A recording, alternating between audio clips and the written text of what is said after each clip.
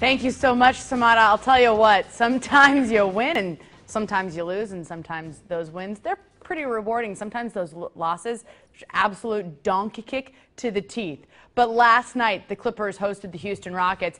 The Rockets, all they needed to do was just manage a victory and stay alive for Game 7. The Clippers, all they needed to do to earn franchise history was beat the Rockets, a team that they had outscored by 58 points the last two times these teams played at Staples Center.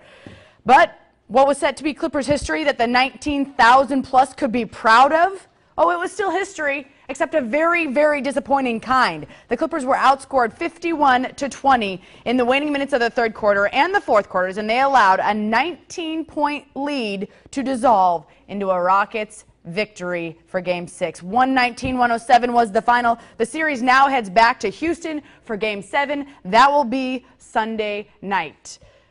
It was breathtaking watching the game with Baxter last night, that was. In fact, Baxter was pretty excited about the Clippers' large lead and the amazing shots by the likes of Blake Griffin, turning it around and just getting it to drop. But then the Rockets caught fire in the fourth.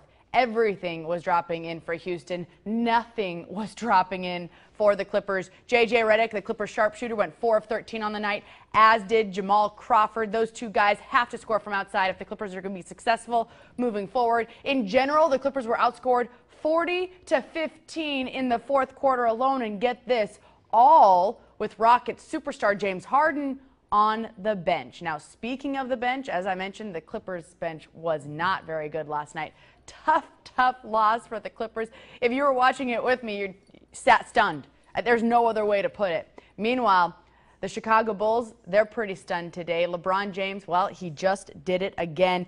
The Cleveland Cavaliers, they move on. They beat the Bulls in Game 6 in Chicago. The final there, 94-73. It was a blowout for the Cavs, really letting the rest of the NBA know that this team is ready for the playoffs. Breathtaking defensive performance by the likes of LeBron James, who only scored 15 points and had 11 assists, but it was certainly enough to get it all done.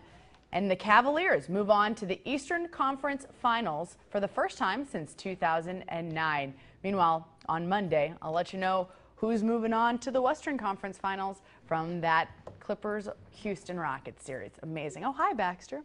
And that's sports, brought to you by Legal Docs by me. All right, thanks, Jules. Hey, coming up after the break, Baxter's excited, and so am I, because it's Foodie Friday, and our friends from the La Quinta Baking Company are in the house to give us a sweet treat.